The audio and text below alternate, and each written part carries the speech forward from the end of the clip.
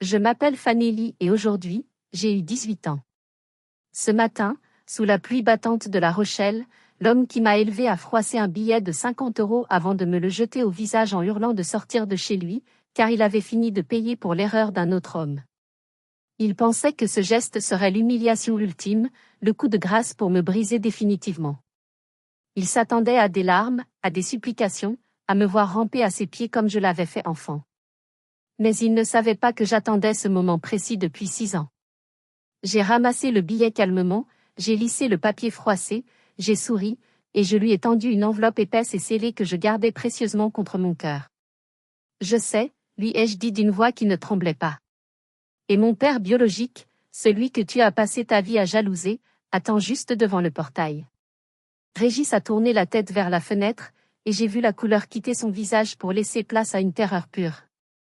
Avant de plonger dans les détails de cette vengeance glacée et méthodique, prenez un instant pour vous abonner à la chaîne et activer la cloche, mais faites-le seulement si vous aimez voir le karma frapper fort et juste. Dites-moi dans les commentaires depuis quelle ville ou quel pays vous suivez cette histoire, et quelle heure il est chez vous en ce moment même. J'adore imaginer que nous sommes connectés à travers le monde. Maintenant, laissez-moi vous ramener là où tout a commencé, dans cette cuisine froide où mon destin a basculé. L'atmosphère dans la cuisine ce matin-là était plus glaciale que le vent de novembre qui soufflait du port. Les murs de pierre de notre maison en banlieue, mal isolés, semblaient suinter l'hostilité. Il était 7h30. Je venais de descendre l'escalier en bois qui craquait sous mes pas, ma valise déjà prête et cachée sous le lit. Je savais que ce jour allait arriver. Je l'avais répété dans ma tête 1000 fois. Régis, mon beau-père, était assis en bout de table, comme un roi sur son trône décrépit. Il buvait son café noir en lisant le journal Sud-Ouest, ignorant délibérément ma présence. Sandrine, sa nouvelle femme, était occupée à se limer les ongles, l'air ennuyé, tandis que Kylian, mon demi-frère de 14 ans, mangeait ses céréales les yeux rivés sur son téléphone, casque sur les oreilles pour s'isoler de la tension ambiante. Je me suis approché de la table. Personne n'a dit bon anniversaire. Pas un mot. Pas un sourire. Juste le bruit de la pluie contre la vitre et le froissement des pages du journal. Alors? A grogné Régis sans lever les yeux. C'est le grand jour, hein? Je n'ai pas répondu. J'ai serré les poings sous la table, sentant mes ongles s'enfoncer dans mes paumes. Il a posé son journal avec une lenteur calculée, a plongé sa main épaisse dans la poche de sa chemise en flanelle et en a sorti un billet de 50 €. Il ne me l'a pas tendu. Il l'a mis en boule, le compressant dans son poing comme s'il voulait l'étrangler, et me l'a jeté. Le projectile de papier a rebondi sur mon épaule avant d'atterrir dans mon bol de lait vide, éclaboussant la nappe. Tiens, a-t-il dit, sa voix dégoulinant de mépris. C'est pour ton ticket de bus et ton déjeuner. La loi dit que je dois subvenir à tes besoins jusqu'à ta majorité. Il est 7h45. Tu es né à 7h30. J'ai rempli mon obligation légale à la minute près. Maintenant, dégage. Sandrine a émis un petit rire cruel, sans même lever la tête de sa manucure. Je ne nourris plus l'erreur d'un autre homme, a continué Régis, se levant pour dominer la pièce de sa stature imposante. J'ai assez payé pour les péchés de ta mère. Prends tes affaires et va-t'en. Je veux que ta chambre soit vide avant midi. Kylian a besoin d'une salle de jeu. Il pensait m'avoir détruite. Il pensait voir la petite Fanélie effrayée de 12 ans. Mais la fille qui se tenait devant lui n'était plus une enfant. J'ai pris le billet mouillé de lait. Je l'ai défroissé lentement, méthodiquement, en le regardant droit dans les yeux. C'est tout ce que je vaux pour toi? Ai-je demandé doucement. 50 € pour 18 ans de vie? C'est 50 € de plus que ce que tu mérites, a-t-il craché, son visage rougeau s'approchant du mien. J'ai souri. Un sourire froid, tranchant. Tu as raison, Régis. Je ne mérite pas ça. Je mérite la vérité. Et toi, tu mérites ce qui va t'arriver. J'ai sorti l'enveloppe couleur crème de ma poche intérieure. Elle était lourde. Lourde de secrets, lourde de justice. Avant que je parte, tu devrais lire ça. Et tu devrais regarder par la fenêtre. Ton pire cauchemar vient de se garer devant le portail. pour comprendre la haine froide qui m'animait ce matin-là, il faut remonter le temps. Il faut revenir 6 ans en arrière, à l'époque où j'avais encore un cœur capable de se briser. J'avais 12 ans, et le monde venait de s'effondrer sur mes épaules. Ma mère, Clarisse, venait de mourir. Le cancer l'avait emportée en quelques mois, une maladie fulgurante qui avait volé sa beauté, son rire et sa musique. Maman était violoncelliste. Pas une professionnelle célèbre, mais une passionnée. Son violoncelle était le prolongement de son âme. C'était un instrument magnifique, un luthier français du XIXe siècle, dont le bois sombre et verni semblait capturer la lumière. Quand elle jouait, la maison triste et froide devenait soudainement un palais. Sur son lit d'hôpital, quelques heures avant de partir, elle m'avait fait promettre « Garde le violoncelle, Fanelli. C'est ton héritage. Quand tu joues, je suis là, avec toi. Ne laisse jamais personne te l'enlever. C'est notre lien. » J'avais promis, les larmes inondant mon visage, serrant sa main fragile. 2 semaines après l'enterrement, je suis rentrée du collège plus tôt que prévu. J'avais besoin de jouer. J'avais besoin de sentir les vibrations des cordes contre ma poitrine pour apaiser la douleur béante de son absence.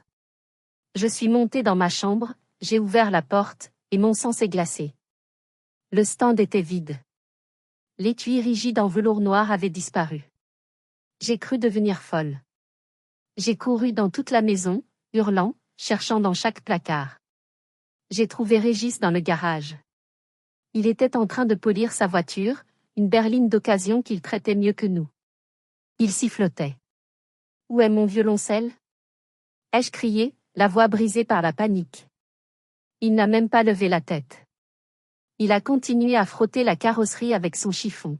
« Oh, ça ? On a été cambriolés ce matin. Ils ont pris le truc encombrant. Pas de chance. Cambriolés ? Mais la porte n'était pas forcée. Et la télévision est là, l'ordinateur est là. Pourquoi aurait-il pris juste un vieil instrument ? » Il s'est redressé, essuyant ses mains graisseuses, et m'a lancé un regard noir qui m'a cloué sur place. « Ne me traite pas de menteur, gamine. J'ai dit qu'il a été volé, alors il a été volé. C'est ta faute, tu as dû laisser une fenêtre ouverte. Maintenant, retourne dans ta chambre et arrête de pleurnicher. » Je savais qu'il mentait. Je le sentais dans mes tripes. Ce soir-là, j'ai attendu qu'il s'endorme, ronflant devant la télévision avec une bouteille de vin vide. Je suis descendue dans la cuisine. J'ai fouillé la poubelle, triant les déchets humides, les épluchures de pommes de terre, le marc de café. L'odeur était nauséabonde, mais je m'en fichais. Et je l'ai trouvé. Tout au fond, chiffonné en boule, taché de graisse. Une facture du Mont-de-Piété Cash Express du centre-ville de La Rochelle. Objet, violoncelle ancien plus étui. Montant de la vente, 4 000 €. Signature du vendeur, Régis Vasseur. Je suis restée assise sur le carrelage froid, tenant ce papier sale comme si c'était une preuve de meurtre. Il l'avait vendu. Il avait vendu l'âme de ma mère pour 4 000 €. Et pourquoi ? En regardant par la fenêtre du garage, j'ai vu la réponse. 4 jantes chromées neuves brillaient sur sa voiture. Il avait échangé le dernier souvenir de ma mère contre des accessoires de voiture. Je n'ai pas pleuré à ce moment-là. Les larmes se sont taries, remplacées par quelque chose de dur, de froid et de tranchant comme une lame de rasoir. J'ai compris que je vivais avec un monstre. J'ai compris que je ne pouvais pas le confronter maintenant, à 12 ans. Il était mon tuteur légal. Il avait tous les droits. Si je parlais, il nierait, ou pire, il me frapperait. Alors j'ai pris une décision d'adulte dans mon corps d'enfant. J'allais me taire. J'allais jouer le rôle de la fille soumise et triste.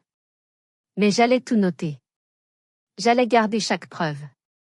J'ai caché la facture dans une petite boîte en métal, que j'ai glissée sous une latte de parquet desserrée dans ma chambre, là où reposait autrefois le violoncelle. C'était la première pièce de mon dossier. La première pierre de sa tombe. 4 années ont passé. 4 années interminables où j'ai dû supporter les remarques cinglantes de Régis, la méchanceté passive de Sandrine, et voir mon petit frère Kylian être gâté pourri alors que je portais des vêtements d'occasion. Régis ne manquait jamais une occasion de me rappeler que j'étais un fardeau, une bouche inutile à nourrir, une pièce rapportée. Puis vint mon 16e anniversaire.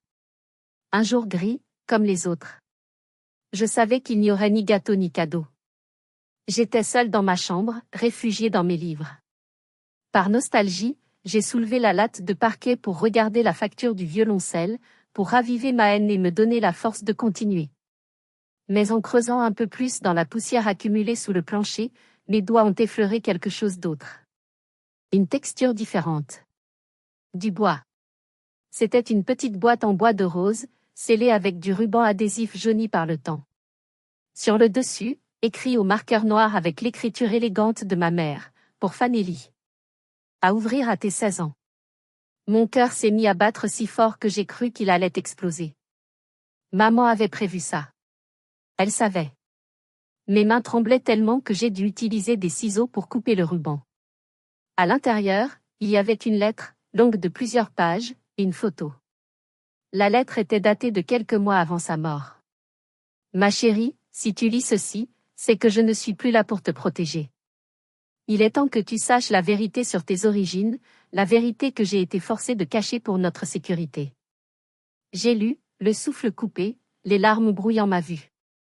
Régis n'était pas mon père. Je m'en étais toujours douté, vu le peu d'amour qu'il me portait, mais la réalité était bien plus explosive. Ma mère avait eu une histoire d'amour passionnée, 1 an avant ma naissance, avec un homme nommé Amaury de Courcy. Ils s'étaient aimés follement, mais un terrible malentendu orchestré par des rivaux les avait séparés. Maman avait découvert qu'elle était enceinte après leur rupture brutale. Dévastée, seule et vulnérable, elle avait accepté les avances de Régis, qui travaillait dans la même entreprise et lui offrait une sécurité apparente. Elle l'avait épousé sans rien dire à Amaury. Mais le pire était écrit plus bas, Régis a découvert la vérité quand tu avais 5 ans.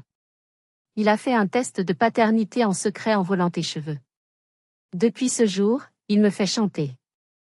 Il a menacé de révéler à tout le monde que j'étais une femme facile, de ruiner ma réputation et de te faire placer en foyer si je le quittais. Il me déteste, et il te déteste, parce que tu es la fille de l'homme qu'il jalouse le plus au monde. J'ai couru vers mon vieil ordinateur portable. J'ai tapé Amaury de Courcy La Rochelle dans la barre de recherche Google. Les résultats m'ont frappé comme un coup de poing physique. Amaury de Courcy. PDG du groupe Atlantique Logistique. Le roi du transport maritime sur la côte ouest. Un milliardaire. Un homme puissant, respecté, craint. Et l'ironie cruelle du destin? Régis travaillait comme chef d'entrepôt dans l'une des filiales portuaires, détenues par le groupe de Courcy. Tout s'expliquait enfin. La haine viscérale de Régis envers moi n'était pas juste de la méchanceté gratuite. C'était de la jalousie pure, toxique, maladive. Chaque fois qu'il me regardait, il ne voyait pas une enfant. Il voyait l'homme qui était son patron suprême, l'homme qui avait réussi là où lui avait échoué, l'homme que ma mère avait réellement aimé jusqu'à son dernier souffle. J'étais le rappel vivant, quotidien, insupportable de sa propre médiocrité. Je suis restée assise devant l'écran, fixant le visage de cet homme, Amaury, sur une photo de presse.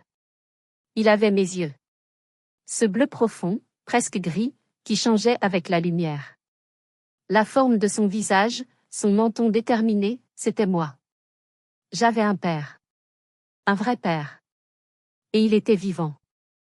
J'ai attendu 6 mois avant de faire le premier pas. J'étais terrifiée.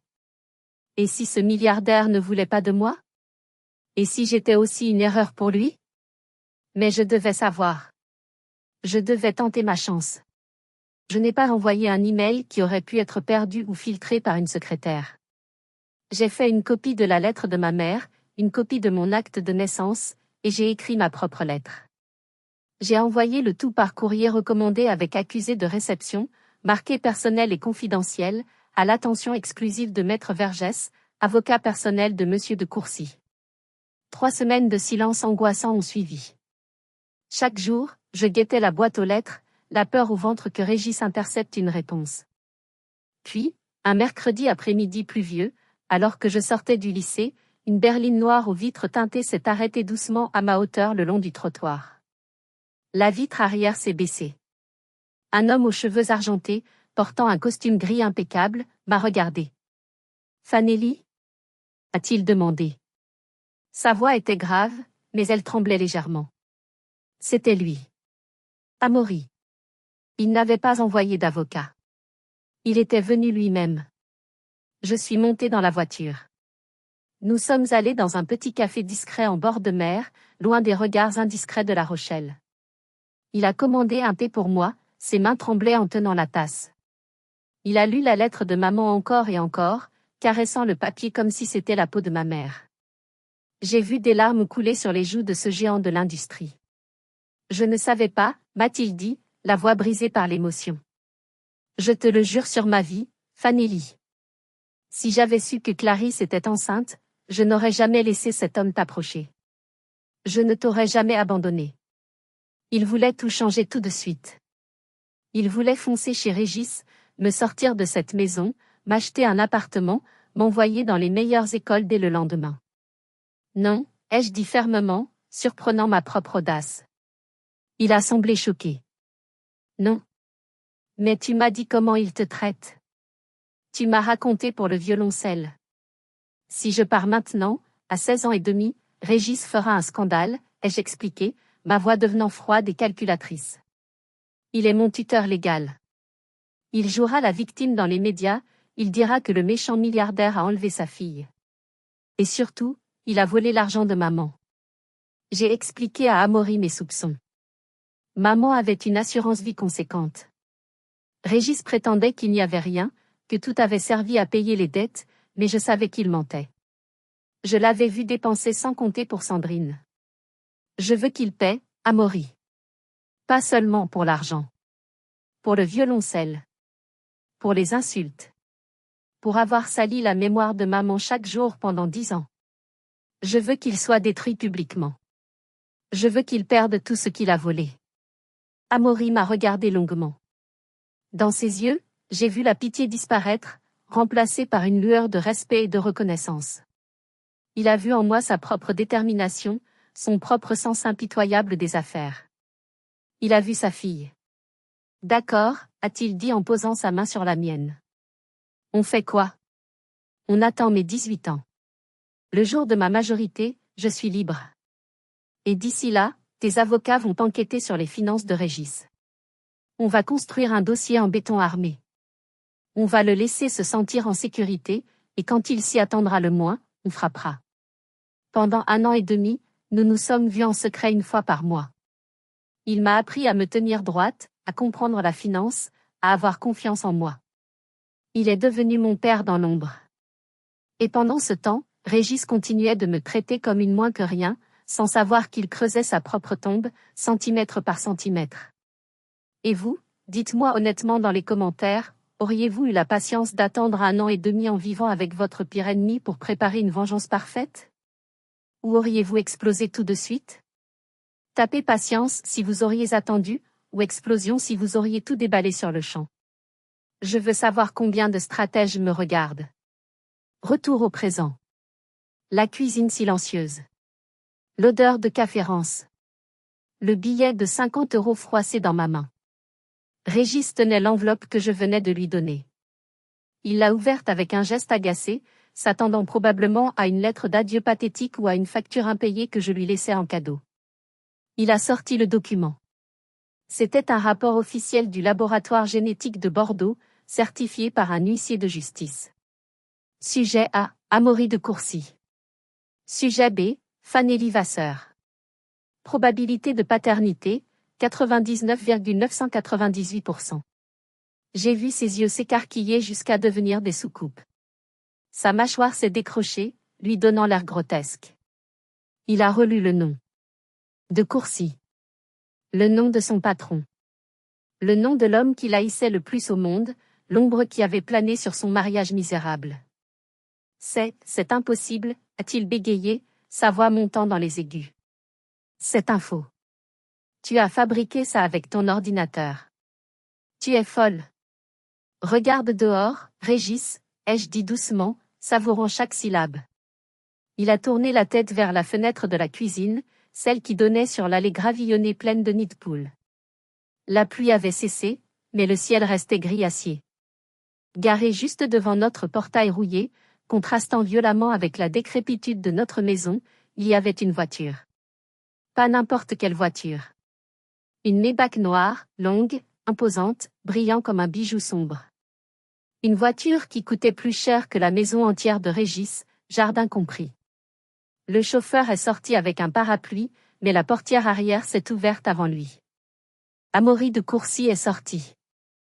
Il portait un long manteau en cachemire gris anthracite. Il ne regardait pas la maison. Il me regardait, à travers la fenêtre, ignorant Régis comme s'il n'était qu'une tache sur la vitre. Régis a reculé comme s'il avait été brûlé par un fer rouge. Il a heurté la table, renversant son café sur le carrelage. De Courcy, a-t-il chuchoté, blême. Qu'est-ce qu'il fait là? Il vient chercher sa fille, ai-je répondu en prenant ma valise. Celle que tu viens de mettre à la porte avec 50 €. Sandrine a arraché le papier des mains de Régis. Elle a lu le nom et a poussé un cri strident. Tu es la fille de Courcy? Le milliardaire? Mais alors tu es riche? Pourquoi tu ne nous as rien dit? On est ta famille. Je n'ai même pas pris la peine de répondre à cette hypocrisie. J'ai marché vers la porte. Régis a soudainement changé d'attitude. La panique a remplacé le mépris. Il a réalisé ce que cela signifiait. Si j'étais la fille de son grand patron, et s'il m'avait jeté dehors comme un chien, sa carrière était finie. Sa vie était finie. Il s'est précipité vers moi, essayant de me barrer la route avec son corps massif. Attends. Fanelli, attends. On s'est mal compris. J'étais stressée ce matin. C'était une blague.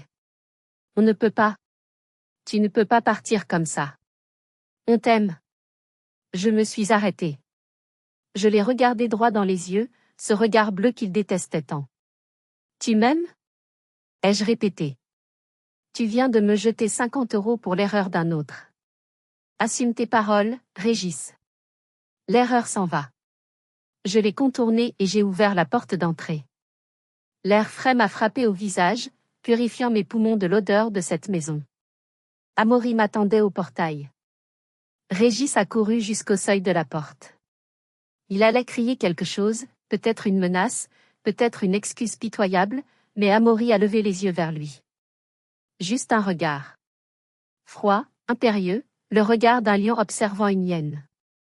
Un regard qui disait, un mot de plus, et je t'écrase. Régis s'est figé, la bouche ouverte, impuissant. Je suis monté dans la Maybach. Le cuir sentait le neuf et le luxe. Amaury m'a pris la main, sa paume chaude contre la mienne. Prête? M'a-t-il demandé. Prête, ai-je répondu. La voiture a démarré, laissant Régis debout dans la boue, tenant encore sa tasse de café vide, l'air complètement perdu. Je ne me suis pas retourné. Les jours qui ont suivi ont été un rêve éveillé. J'ai emménagé dans l'appartement qu'Amaury m'avait préparé, un penthouse avec vue sur le vieux port de La Rochelle. Pour la première fois de ma vie, j'avais ma propre salle de bain, un lit qui ne grinçait pas, et un frigo plein. Mais je savais que le calme ne durerait pas. Régis n'était pas un homme qui acceptait la défaite. Il était vicieux, petit et rancunier. Réalisant qu'il ne pouvait pas m'atteindre physiquement, il a décidé de s'attaquer à la seule chose qu'il pouvait encore détruire, ma réputation. Il a commencé par le quartier. Je recevais des messages d'anciens voisins. Régis racontait partout que je m'étais enfuie avec un sugar daddy, un vieil homme riche, pour mener une vie de débauche. Il disait que j'étais une fille ingrate, pourri gâtée, qui avait abandonné sa pauvre famille malade. Puis, il est allé plus loin. Je travaillais à temps partiel dans une librairie ancienne en centre-ville, la Plume d'Or. C'était un job que j'adorais, entouré de vieux livres et de calme. Je voulais le garder malgré la richesse d'Amaury, pour garder les pieds sur terre et mon indépendance. Une semaine après mon départ, mon patron, Monsieur Duras, un homme gentil aux lunettes rondes, m'a convoqué dans son bureau. Il avait l'air gêné, triturant ses mains. Fanelli, j'ai reçu une visite ce matin, une lettre, a-t-il commencé, évitant mon regard. De ton beau-père, Monsieur Vasseur. Il a posé une lettre sur le bureau. C'était une dénonciation officielle, signée par Régis, m'accusant d'avoir des tendances kleptomanes depuis l'enfance.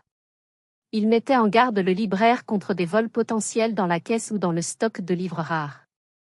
Il dit que tu as volé 4 000 € en liquide à la maison avant de partir, a dit Monsieur Duras d'une voix triste. Fanelli, je te fais confiance, tu as toujours été exemplaire, mais c'est une accusation grave. Il menace de porter plainte contre la librairie si nous employons une voleuse connue. J'ai senti la colère monter en moi, une lave brûlante qui me montait aux joues. 4 000 €. Le chiffre exact. Le montant pour lequel il avait vendu le violoncelle de ma mère. Il projetait ses propres crimes sur moi. Il utilisait sa propre culpabilité pour me salir. C'était d'une perversité absolue. C'est faux, Monsieur Duras, ai-je dit, ma voix tremblant de rage. C'est lui qui m'a volé. C'est un menteur pathologique. Je veux te croire, ma petite, a soupiré Monsieur Duras. Mais je ne peux pas prendre de risque avec la réputation de la boutique. Jusqu'à ce que cette histoire de famille soit claire, je dois te suspendre. Je suis désolé. Je suis sorti de la librairie, les poings serrés, les larmes de frustration piquant mes yeux. Régis essayait de couper mes liens sociaux, de me faire passer pour une criminelle pour justifier son propre comportement. Il voulait jouer la carte de la pauvre victime d'une belle fille délinquante pour attirer la sympathie de la ville. J'ai appelé Amaury depuis le parc d'Aix en grave côté. Je pleurais de rage. Il continue. Il est allé voir mon patron. Il raconte partout que je suis une voleuse. Il veut me détruire. La voix d'Amaury au téléphone était calme, mais j'y ai entendu une note d'acier trempé que je ne connaissais pas encore. Sèche tes larmes, Fanelli. Laisse-le parler. Laisse-le creuser sa tombe un peu plus profond. Plus il mentira, plus sa chute sera brutale. Mais il salit mon nom. Ai-je crié.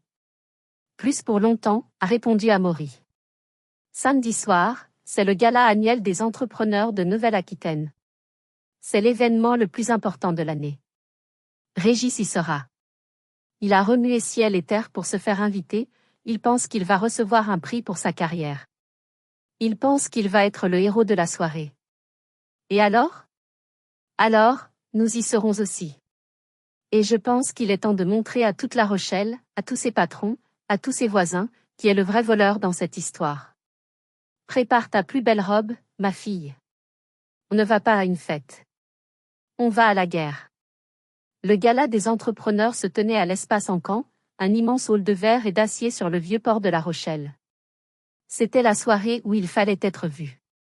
Tout le gratin de la région y serait, politiciens, chefs d'entreprise, investisseurs, journalistes. Pour un homme comme Régis, c'était le Saint Graal. J'ai appris par des connaissances communes qu'il avait emprunté de l'argent pour louer un smoking de marque et acheter une robe de soirée tapa accent Graveleuil pour Sandrine. Il voulait désespérément faire partie de ce monde. Il voulait montrer qu'il était un homme respectable, un pilier de la communauté, malgré le départ scandaleux de sa belle-fille ingrate. Il avait passé des mois à faire du lobbying pour être nominé pour le prix du manager de l'année. Samedi soir est arrivé. L'atmosphère dans l'appartement d'Amaury était électrique. Amaury avait fait venir une styliste personnelle. Je ne voulais pas ressembler à une princesse Disney fragile. Je voulais ressembler à une reine guerrière, intouchable. Nous avons choisi une robe en velours bleu nuit, sombre, profonde et élégante. Pourquoi ce bleu? A demandé la styliste. C'est la couleur de l'étui du violoncelle de ma mère, ai-je répondu en regardant mon reflet dans le miroir. C'est la couleur de la mémoire. Quand je suis sortie de ma chambre, Amaury m'attendait dans le salon. Il portait un smoking noir impeccable. En me voyant, il s'est arrêté net. Ses yeux ont brillé. Tu es le portrait craché de Clarisse, a-t-il murmuré, la voix nouée. Elle serait si fière de toi ce soir. Nous sommes montés dans la Maybach. Le trajet vers le port a été silencieux. Amaury tenait un dossier bleu épais sur ses genoux. Les preuves. Le fruit de 18 mois d'enquête discrète menée par ses meilleurs comptables et avocats.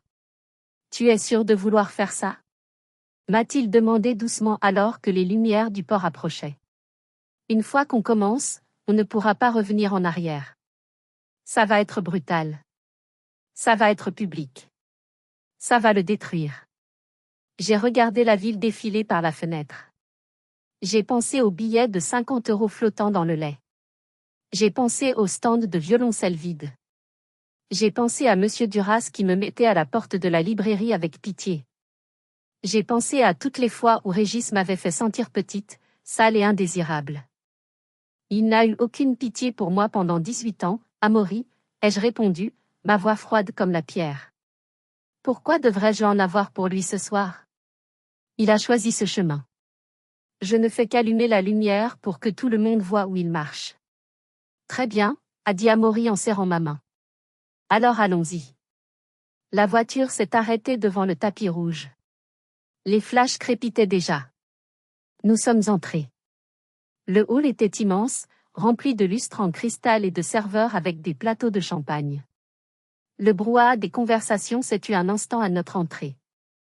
Les gens chuchotaient, reconnaissant Amaury de Courcy, le magnate local. J'ai repéré Régis presque immédiatement. Il était près du bar, parlant fort, un verre de whisky à la main, gesticulant devant un groupe d'hommes d'affaires qui avaient l'air de s'ennuyer poliment. Sandrine était à côté de lui, riant trop fort, engoncée dans une robe rouge à paillettes trop serrées. Et Kylian, le pauvre, était assis sur une chaise dans un coin, l'air misérable dans un costume trop grand, jouant sur son téléphone. Régis s'est retourné. Il a senti le changement dans l'atmosphère. Son regard a balayé la salle et a croisé le mien. Pendant une seconde, j'ai vu la peur pure dans ses yeux. Puis, l'alcool et l'orgueil ont pris le dessus. Il a vu que j'étais au bras d'Amaury de Courcy, l'hôte d'honneur. Il a vu ma robe, mes bijoux, mon assurance. Et il n'a pas supporté. Au lieu de se cacher, au lieu de fuir comme une personne censée l'aurait fait, il a décidé d'attaquer. Il a posé son verre avec fracas et a marché droit vers nous, traversant la salle bondée comme un taureau furieux. Le spectacle allait commencer. Et vous, honnêtement, comment auriez-vous réagi à sa place? On veut vraiment lire vos avis dans les commentaires, parce que chaque point de vue compte. Dites-nous aussi de quelle ville ou de quel pays vous nous regardez. Et surtout, ne partez pas, l'histoire est encore loin d'être terminée, ce qui arrive ensuite risque de totalement vous retourner.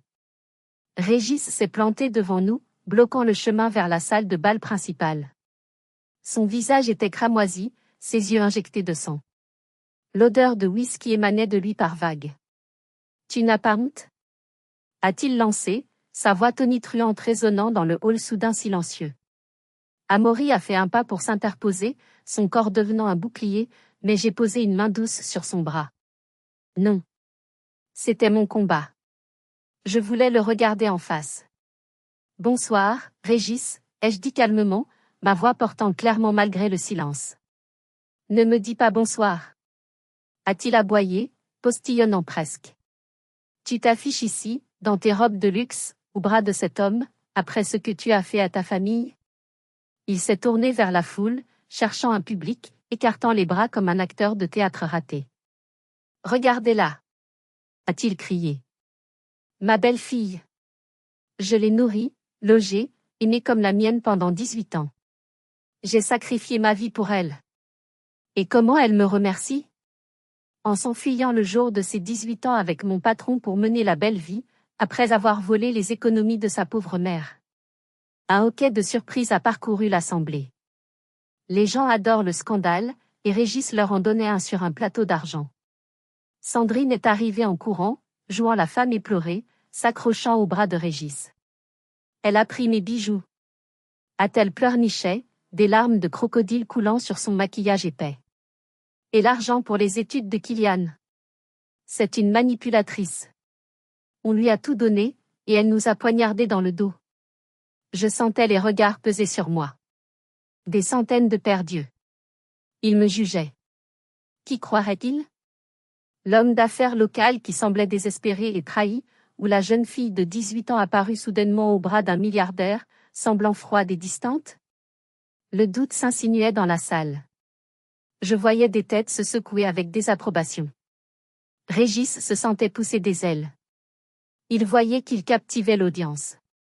Il pensait qu'en m'attaquant le premier, il contrôlait la narration. Il pensait gagner. Monsieur de Courcy, a-t-il dit avec une fausse déférence mielleuse, se tournant vers Amaury. Je ne sais pas ce que cette petite menteuse vous a raconté pour vous séduire, mais vous hébergez une voleuse et une fille amorale. Je vous conseille de vérifier vos comptes et vos argenteries. Elle vous volera comme elle nous a volés. Amaury a regardé Régis avec une expression indéchiffrable. Un calme terrifiant, comme l'œil du cyclone avant la destruction totale.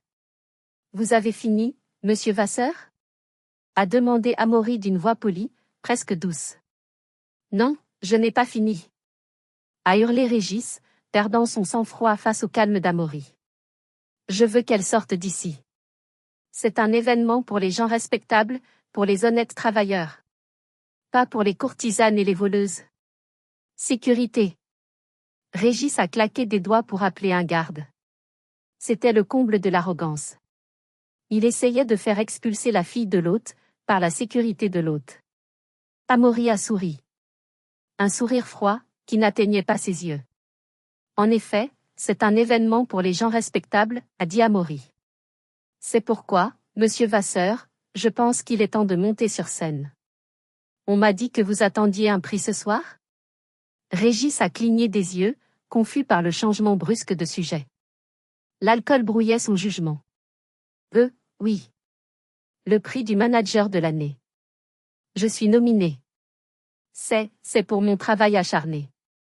Eh bien, allons-y, a dit Amaury en lui faisant signe vers l'estrade. Montons sur scène. J'ai une présentation très spéciale à faire à votre sujet. Je pense que tout le monde ici mérite de connaître l'étendue de vos accomplissements. Régis a gonflé le torse, ajustant son nœud papillon de location. Il a pensé qu'il avait réussi son coup. Il a pensé qu'Amaury, effrayé par le scandale, essayait d'apaiser la situation en lui donnant son moment de gloire pour acheter son silence. Il m'a lancé un regard victorieux, plein de morgue. Tu vois? Même ton milliardaire me respecte. Tu as perdu. Il a pris le bras de Sandrine et a marché vers la scène, saluant la foule comme un héros conquérant. Il ne savait pas qu'il marchait vers l'échafaud. Il ne savait pas que la guillotine était déjà levée. La salle de bal était plongée dans la pénombre, seulement éclairée par les projecteurs violets et dorés de la scène. Régis est monté les marches, Sandrine le suivant de près, rayonnante de bêtise et de triomphe. Ils se sont placés au centre, attendant les applaudissements. Amaury s'est approché du pupitre. Il a pris le micro. Le silence s'est fait instantanément. Une tension lourde, palpable, remplissait l'air. Mesdames et messieurs, bonsoir, a commencé Amaury. Je suis Amaury de Courcy, votre hôte. Ce soir, nous célébrons l'excellence, l'intégrité et le succès. Mais avant de remettre les prix, je voudrais vous raconter une histoire. L'histoire d'un homme qui travaille pour l'une de mes filiales depuis 15 ans. Régis a fait un petit signe de la main à la foule, tout sourire, pensant que l'éloge funèbre de sa médiocrité allait commencer. Cet homme, a continué Amaury, a élevé une enfant qui n'était pas la sienne après le décès tragique de sa mère. Une tâche noble, n'est-ce pas? Un sacrifice digne d'admiration. Des applaudissements polis ont retenti. Régis a hoché la tête, prenant un air humble qui lui allait très mal. Mais comme nous sommes entre gens d'affaires, a dit Amaury, sa voix durcissant, nous savons que les chiffres ne mentent pas. Alors, regardons les chiffres. Amaury a fait un signe sec au technicien en régie. L'écran géant derrière la scène, qui affichait le logo du gala, s'est éteint. Une seconde plus tard, il s'est rallumé. Ce n'était pas une photo de Régis. C'était un tableau Excel géant. Des relevés bancaires scannés en haute définition. Voici le compte de fiducie de Madame Clarisse Vasseur, décédée il y a 6 ans, a annoncé Amaury d'une voix tonitruante qui a fait trembler les murs. Ce compte, alimenté par son assurance vie, était légalement destiné à l'éducation et aux besoins de sa fille unique, Fanélie, jusqu'à sa majorité. La foule a commencé à murmurer. Régis s'est figé, son sourire s'effaçant comme de la craie sous la pluie. Il s'est retourné vers l'écran, horrifié. Monsieur Vasseur, en tant que tuteur légal, avait seul accès à ce compte, a poursuivi Amaury. Regardons ensemble comment il a investi dans l'avenir de sa belle-fille. Amaury a sorti un pointeur laser. Le point rouge a dansé sur les lignes du tableau. 15 juin 2020, retraite de 2 500 €, agence de voyage Sable Blanc. Pour des vacances aux Maldives. Amaury a fait une pause dramatique. Auquel Fanelli n'a pas été invitée, puisqu'elle était en colonie de vacances municipales cette semaine-là. Un murmure d'indignation a parcouru la salle. 3 septembre 2021, virement de 12 000 €, concessionnaire Auto La Rochelle. Pour l'achat d'une Peugeot 3008. Immatriculée au nom de Madame Sandrine Vasseur. Amaury s'est tourné vers Sandrine. Jolie voiture, madame. Je suis sûre qu'elle roule très bien avec l'argent d'une orpheline. Sandrine a porté la main à sa gorge, le visage devenant blême sous son fond de teint. Noël 2022, retraite de 1 500 €, bijouterie luxe et or. Une parure en diamant. Fanelli, as-tu reçu des diamants pour Noël cette année-là? Je suis restée en bas des marches, silencieuse. J'ai secoué la tête. Non. J'avais eu une écharpe tricotée par une voisine. C'est hors contexte.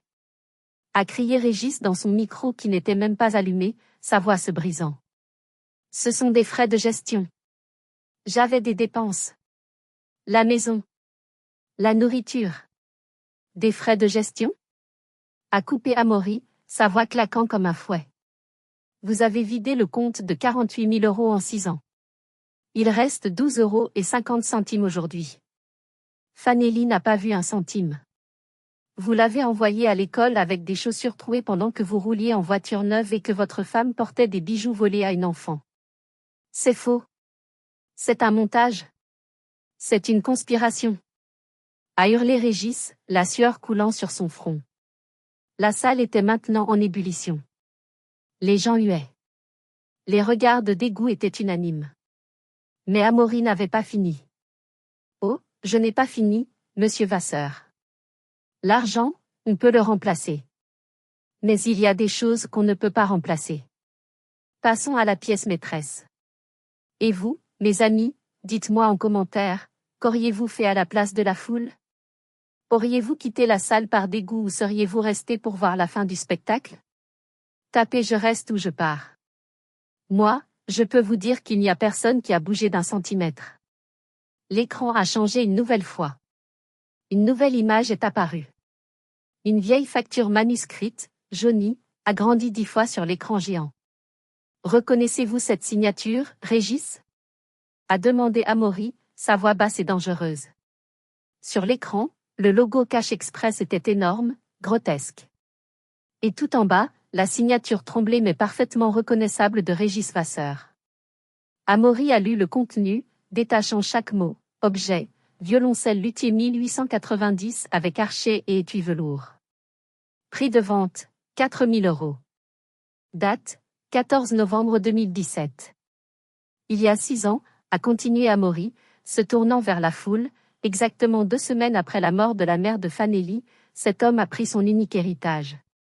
Un violoncelle inestimable, le seul souvenir tangible qu'une petite fille de 12 ans avait de sa mère décédée. Il l'a vendu à un prêteur sur gage pour une misère. La salle a retenu son souffle. L'horreur de l'acte était palpable. C'était bien pire que de voler de l'argent. C'était voler une âme. Et le pire, a ajouté Amaury, c'est qu'il est rentré chez lui et a dit à cet enfant en pleurs que la maison avait été cambriolée. Il l'a regardé pleurer la perte de son instrument. Il l'a consolé faussement. Il l'a laissé vivre 6 ans en pensant qu'elle avait perdu le dernier lien avec sa mère par négligence. C'est de la cruauté pure, monsieur Vasseur. C'est du sadisme. Vous avez accusé ma fille d'être une voleuse ce soir? Vous avez osé la traiter d'ingrate? Alors que c'est vous qui avez volé son argent, son héritage, ses souvenirs et son enfance? Amaury s'est tourné vers moi et m'a tendu la main. Mesdames et messieurs, je vous présente Fanelli de Courcy. Ma fille biologique. La véritable victime de cet homme. Et la seule personne intègre sur cette scène. Les flashs des photographes ont crépité comme une tempête électrique. Je suis montée sur scène lentement, la tête haute, ma robe bleu nuit capturant la lumière. Je n'ai pas regardé la foule. J'ai regardé Régis. Il était détruit.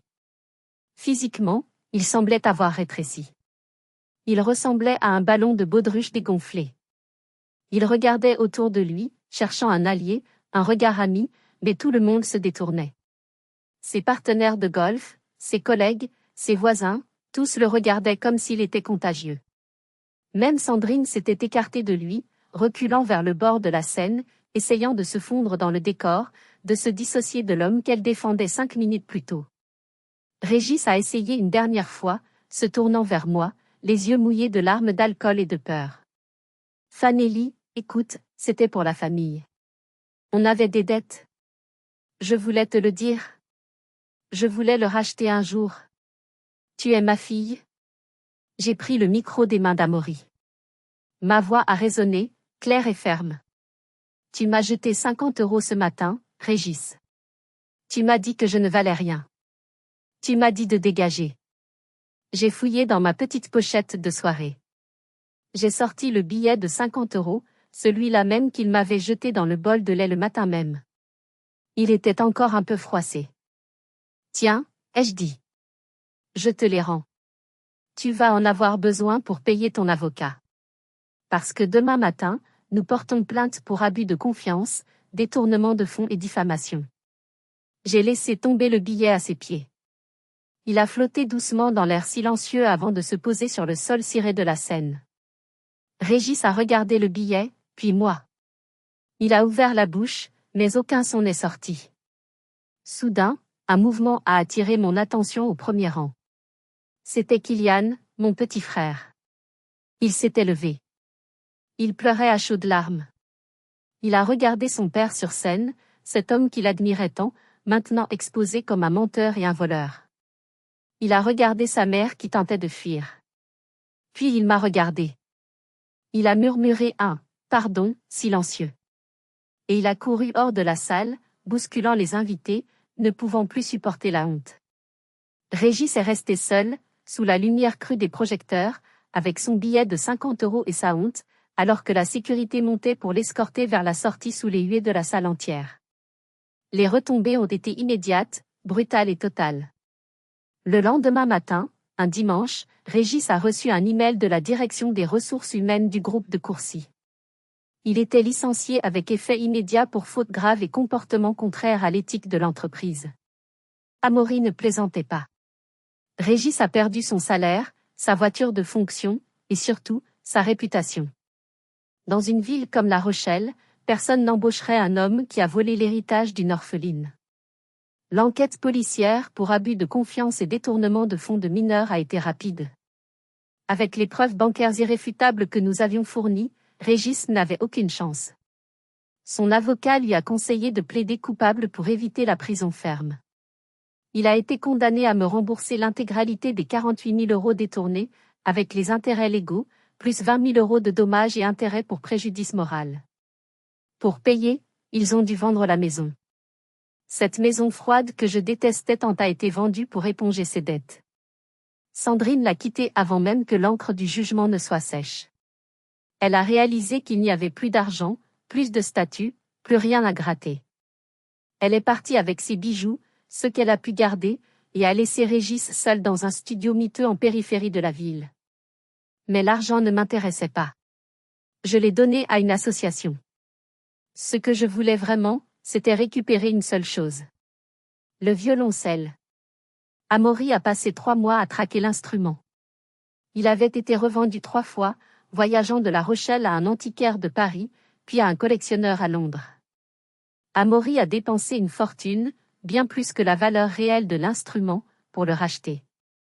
Un soir de pluie, 6 mois après le gala, Amaury est rentré à l'appartement avec un grand étui noir. Quand il l'a posé sur le tapis du salon, j'ai su. J'ai ouvert l'étui avec des mains tremblantes. L'odeur de vieux bois, de vernis et de colophane m'a envahi, une odeur qui m'a ramené instantanément dans les bras de ma mère. Il était là. Intact. J'ai pris l'archet. J'ai joué la première note. Le son grave et vibrant a rempli la pièce, et j'ai pleuré.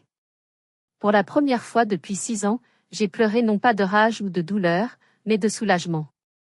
Maman était rentrée à la maison. Et puis, il y a eu Kylian. Je pensais l'avoir perdu. Je pensais qu'il me détesterait d'avoir détruit sa famille, d'avoir humilié son père.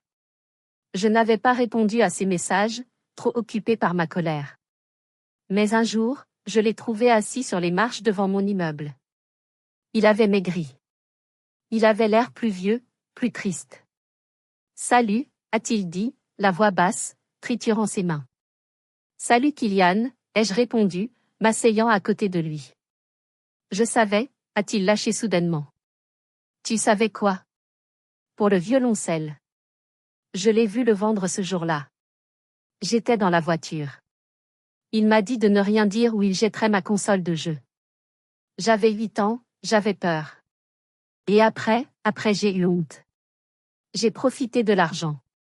Les vacances, les cadeaux, c'était ton argent. Pardon, Fanelli. Je suis un lâche. Je suis comme lui. J'ai regardé mon petit frère. J'ai vu la culpabilité qui le rongeait, une culpabilité qui n'aurait jamais dû être la sienne. J'ai passé mon bras autour de ses épaules et je l'ai serré fort. Tu n'es pas un lâche, Kylian. Et tu n'es pas lui. Tu étais un enfant. C'est lui l'adulte. C'est lui qui avait la responsabilité de nous protéger, et il a échoué. Pas toi. J'ai décidé d'utiliser une partie de l'argent récupéré de la vente de la maison pour payer un internat privé à Kylian, loin de l'influence toxique de son père. Je voulais lui donner une chance de devenir un homme bien. Je voulais briser le cycle. Aujourd'hui, ma vie a complètement changé. Je vis toujours avec Amaury, mon père.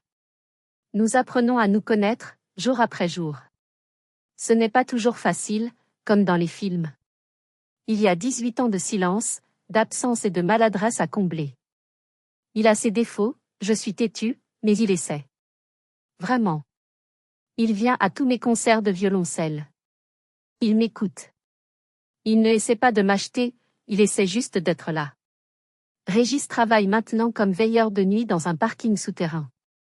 Je l'ai croisé l'autre jour en ville. Il portait un uniforme trop grand, il avait vieilli de 10 ans, le visage bouffi par l'alcool bon marché. Quand il m'a vu, il a baissé les yeux et a traversé la rue pour m'éviter. Il n'a plus rien à dire. Son arrogance s'est envolée en même temps que sa fortune volée. Il est devenu ce qu'il craignait le plus, insignifiant. J'ai appris une leçon précieuse à travers toute cette épreuve, une leçon que je veux partager avec vous. On dit souvent que le sang est plus épais que l'eau, mais c'est faux. La famille, ce n'est pas seulement l'ADN. La famille, c'est le respect. C'est la loyauté. C'est l'amour qui se prouve par des actes, pas par des obligations légales. Régis pensait qu'il pouvait me traiter comme un déchet parce qu'il avait le pouvoir, parce que j'étais une enfant dépendante. Il a oublié une chose essentielle, les enfants grandissent. Ils observent. Ils n'oublient jamais. Et un jour, ils deviennent assez forts pour rendre les coups. Il m'a appelé l'erreur d'un autre. Il voulait me faire croire que ma naissance était une faute. Mais au final, la seule erreur, c'était la sienne, celle de sous-estimer la fille silencieuse qu'il maltraitait, celle de croire que sa méchanceté resterait impunie. Si vous écoutez cette histoire et que vous vivez une situation toxique, si on vous fait sentir que vous êtes de trop, que vous êtes un fardeau, écoutez-moi bien, votre valeur ne dépend pas de la façon dont on vous traite. Ils ont tort. Gardez la tête haute. Gardez vos preuves. Protégez votre cœur. Et attendez votre moment. Le karma finit toujours par arriver, parfois il prend son temps, mais parfois, il arrive en mébac noir avec un dossier rempli de relevés bancaires. Merci infiniment d'avoir écouté mon histoire jusqu'au bout. C'était difficile de la revivre, mais c'était nécessaire. Si elle vous a touché, s'il vous plaît, mettez un j'aime sur la vidéo, c'est un petit geste pour vous mais ça aide énormément la chaîne à faire entendre ses voix. Partagez cette histoire avec quelqu'un qui a besoin de force. Et vous, qu'auriez-vous fait avec le billet de 50 €? L'auriez-vous gardé par nécessité ou jeté par fierté comme moi? Dites-le moi en commentaire, je lirai tout. Abonnez-vous et activez la cloche pour ne pas rater la prochaine histoire de justice. Prenez soin de vous, et n'oubliez jamais votre valeur.